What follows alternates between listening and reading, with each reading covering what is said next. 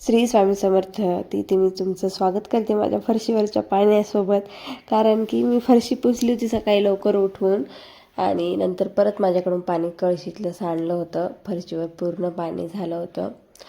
तर कारण कसं झालं तर गरम पाणी होतं कळशीमध्ये, ते काढत होते आणि एक तर माझा पिठाचा हात होता चिकट, त्यामुळे ते हातातून सुटकलं होतं कळशी. तर सगळे घराने पाणी झालं होतं. किचनमधून डायरेक्ट इकडं हॉलमध्ये पाणी आलं होतं.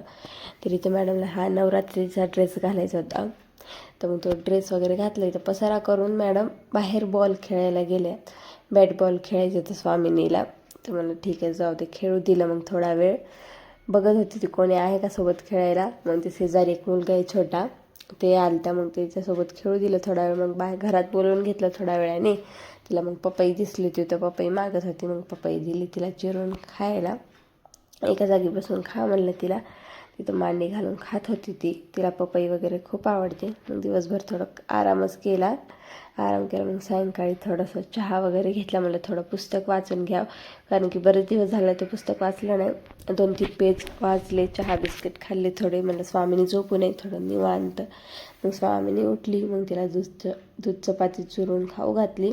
सकाळी तिनं पोळी भाजी खाल्ली होती तसं, पण तिला खाऊ घातलं. मग नंतर म्हणत होती मला अभ्यास करायचा.